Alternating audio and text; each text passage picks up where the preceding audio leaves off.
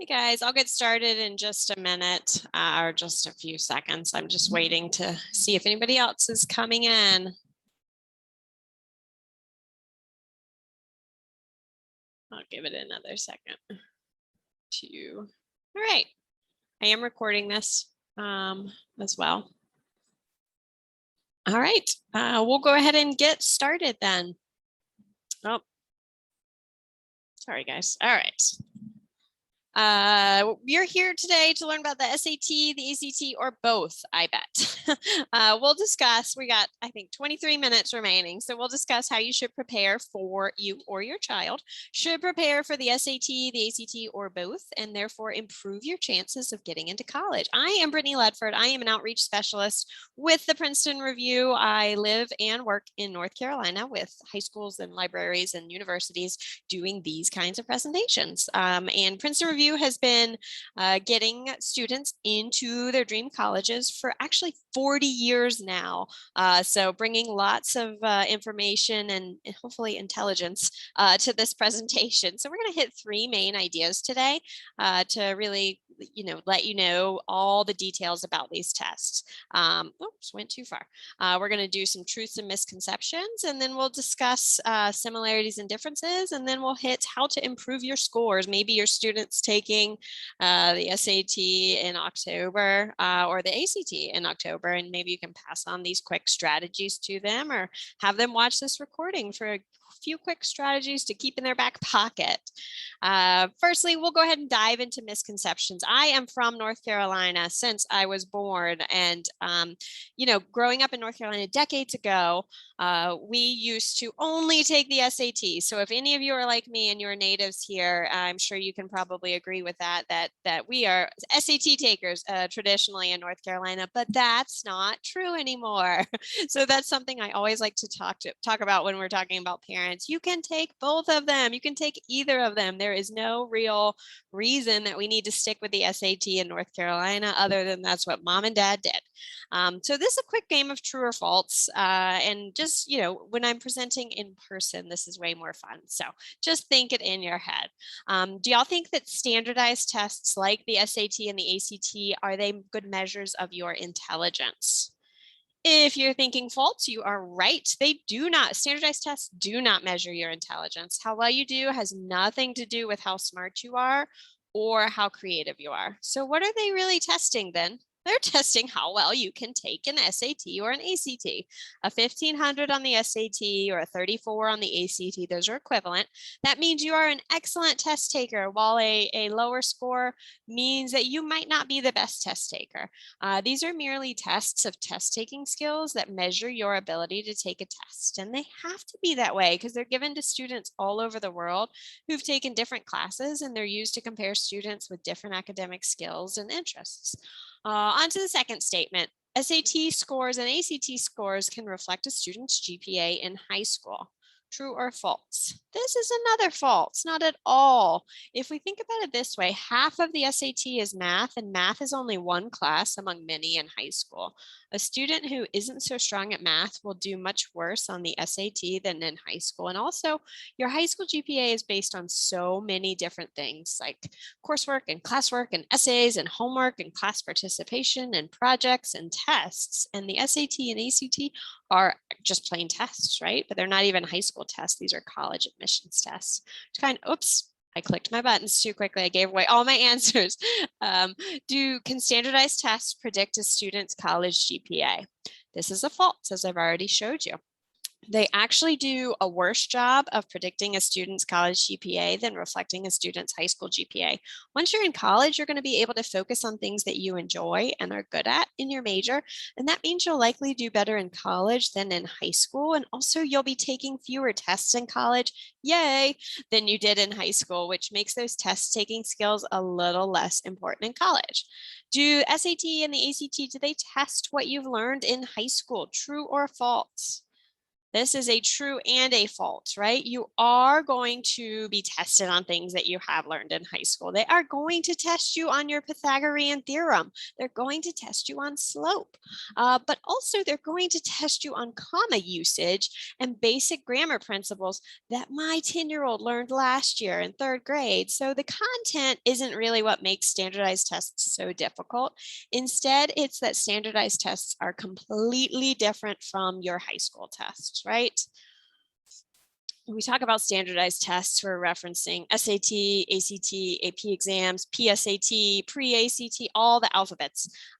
Your high school tests, they tend to follow a certain pattern, right? They're covering limited subject matter, maybe 1 year of one course in the case of a final, but usually they're just covering a few chapters or even just one chapter. And even more importantly, a high school test evaluates your content knowledge, which is how much you know about a subject. That's why you're given plenty of time to finish an exam and why your teachers want to give you partial credit or even extra credit. They can also do that because they're graded by humans. And finally, your high school tests are just one element of an overall grade. Standardized tests like the SAT and the ACT, in contrast, they cover years of material, right? 4th grade, 3rd grade, all the way up through Math 3, which is typically a junior level class. That's a big difference. They jump around between grammar, reading, math, and also go between different topics within those subjects. And to succeed, it doesn't really matter what you know, but if you can memorize details and deploy key strategies. You have to do all of that in a rigorously timed setting, and you have to make sure you get the right answer and avoid wrong answers because the test is machine graded. And if that isn't stressful enough, your score is really, really, really important for college admissions. When we're talking about college admissions and what admissions officers consider important, we're referencing the NACAC, which is the National Association for College Admissions Counseling. And they release a survey every year called the State of College Admissions that gives sort of a overview of college admissions in America, and they ask schools to rank the top factors for admitting first-time freshmen. And those big 3 top factors are going to be grades, high school curriculum, and testing. So grades and high school curriculum, obviously, those are very important. High school curriculum referencing, are you taking super easy courses or are you challenging yourself in maybe some more difficult courses? And then test scores. So obviously it's not number 1, but it is still very, very important. Test optional. This is a hot topic. This is what everybody wants to talk about last year and sometimes this year too. So depending on where you are on the spectrum of being a freshman parent all the way to being a senior parent, this may or may not be relevant to you. But test optional, many schools have recently gone test optional in their application process. And so the important thing that I want you to walk out of here knowing is that test optional means different things at different schools. So you need to know what it means from the perspective of those admissions committees that your child or you, if there's students here, are applying to. Test optional process does not mean test prohibited or that a school does not consider test scores at all. There are a handful of what's called test blind or test free schools that will not consider test scores, but those are few and far between, especially around here on the East Coast. Most schools do and will consider test scores if they are submitted. So again, unless it's specifically labeled as test blind or test free, assume any school you are applying to considers test scores if a student submits them. At any test optional school, a good test score is always going to make a better application. It always will. And if 2 students come in with basically equal applications, but one has a solid test score and the other doesn't, the advantage will go to the student with a solid test score. You should also know that test optional does not mean the same thing across different schools as well. Other key thing to keep in mind about test optional policies is that an application without test scores makes everything else so much more important. So if your transcript isn't quite as impressive as it needs to be to get into the university of your dreams, then you should consider submitting your test score. Finally, if any school on your application list does require you to submit test scores, your application process is not test optional. And most students apply to about 7 colleges. And so out of 7, chances are you're going to have one that is not test optional. And so, you really need to start the prep period before you really start your college applications. And so it's always important to think ahead. Yes, they might be test optional right now, but we don't necessarily know what they will be, in 2 years when you start applying to school. And the most popular time to prep for your standardized test is the summer between sophomore and junior year. And so let's just keep that in mind. We're kind of looking further down the road than we really know what's happening. You might have noticed that I keep saying SAT or ACT together, and there's a good reason for that. Every school that accepts standardized test scores accepts both the SAT and the ACT. They do not care between them. They have a big concordance chart that tells them what is an equivalent score on each test. Schools know that a 1400 is the same as a 31 and a 25 is comparable to a 1200. Even more importantly here, schools often tie scholarships directly to SAT or ACT scores, and not just that they consider them as part of their evaluation for merit aid, but that specific scholarships require specific SAT or ACT scores. And this is even true at test optional schools. So although a school may de-emphasize test scores in their admissions process, they may not require them, you will and may still need a good score on the SAT or the ACT to be considered for those merit scholarships. All right, this question I also get often. Should I take the SAT or the ACT?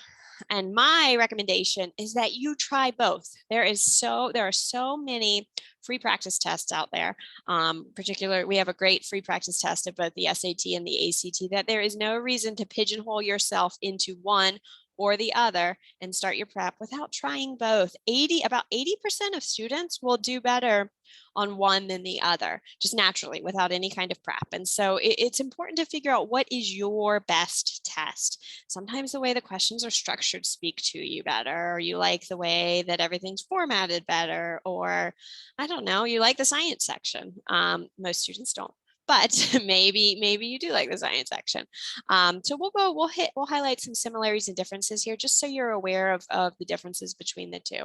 They're very similar, honestly. The toughest parts of each test are shared between the two exams. They both have over 3 hours of testing time. That is a long time. You are sitting for 3 hours in an uncomfortable desk chair, staring at a test booklet, but it's not boring because they both have extremely limited time per question. You have to manage your time very carefully on both of them to succeed. They are also both mostly multiple choice tests. ACT is fully multiple choice. SAT has some grid in questions where you have to bubble in numbers as your answers, like a free choice in the math section. And the good news about multiple choice is that you can spot you can use process of elimination and spot wrong answers. So maybe you don't know the right answer, but you can probably spot at least 1 or 2 wrong answers and maybe increase your choice at guessing correctly. Finally, they do cover similar material. Both tests have a math section covering high school math through Algebra 2. And so that's really like our Math 3 content here in North Carolina. They both also have reading sections, and then they both also have grammar sections where you have to fix the structure of passages. The ACT seems to be very different because it does have a dedicated science section, which scares some students off. However, the SAT reading section has science-based passages, which are highly similar to the ACT science passages. And it even has math questions about charts and graphs based on scientific data, just like the ACT science section. So even if you hate science, don't be scared away by the ACT. It doesn't really test your science-based knowledge. It more just tests your ability to process things scientifically and analyze things. All right, here's the ACT broken down. There is an optional essay on the ACT, but the SAT does not have an essay equivalent now. It was done away with last year, so there is no SAT essay. So in my opinion, there's really no reason to complete the ACT essay because a college is not going to require it. Again, slowest time here per question is that 60 math questions in 60 minutes. This is a lot of questions, right? Here's the SAT. It looks like it might be different, a little bit easier because there's definitely fewer questions. However, keep in mind that some of these math questions here, you don't get a calculator. And then some of them on both the Calc Active and the Calc Inactive are grid in, which means they're not multiple choice. So you're having to actually create an answer and bubble in 5 3/4, which does take a little bit more time as opposed to just bubbling in a letter C. The SAT is also infamous for they're asking the same types of questions, right? But they're asking them in such a much more convoluted manner than the ACT. The ACT would say something like, if you have a length of rope that's 18 inches long and you divide it into 3 equal sections, what is the length of one section? Obviously it's 6, but the SAT is going to take that exact same math component and turn it into some crazy long word problem like Joe, Bob, and Steve all walk into Billy's sandwich shop and they decide to split a deluxe submarine sandwich with ham and cheese and mayonnaise, and the sandwich costs $18. Joe, Bob, and Steve will split the cost of the sandwich evenly. Before tax or tip, how much are Joe, Bob, and Steve paying individually? Same mathematical components here, right? We're still talking about $18 divided by 3. Easy enough. However, if you're the type of student to be like, wait, why are they splitting a sandwich? Why can't they get their own sandwich? Or like, why does a sandwich cost $18? You get easily distracted or overwhelmed by long questions like that. Maybe the SAT is not for you. But again, they're testing on the same components, just kind of worded a bit differently. They also seem to be scored in entirely different ways, with the ACT being 1 to 36 and the SAT being 400 to 1600. And the average is about a 1040 on the SAT and a 20 on the ACT. What is a good score? This is what I talk to students about all the time. I have score consults with students and they always want a good score. And I always like to turn it back at them and say, what is a good score? What is a good score? And they, come up with answers for all kinds of reasons. Like my brother got a 1300, so I want a 1350, or like, I think 1420 sounds like a nice number to get to because it just sounds good. I don't know. And so what we like to say at the Princeton Review is a good score is a score that's going to get you into your dream college, right? It just depends on where you want to go. And again, we're just looking for the number to get you into your dream college. We've got a great tool on our website, our college search tool. I don't think that I have a chat here, or else I would drop a link to it. But it's a college search tool on our Princeton Review webpage that can tell you sort of the median 50th percentile for students applying to any university across the country. And it's a great tool to start, and that can really get you a good number that is your goal number. All right, improving your scores. This is really the information that you can take and run with, hopefully for your students and help them with their upcoming standardized tests. So some of our courses, we offer prep courses at the Princeton Review, and some of them have 36 hours worth of class, of live class like this. And so obviously I can't hit all of the strategies in the next 6 minutes, but I can hit a few.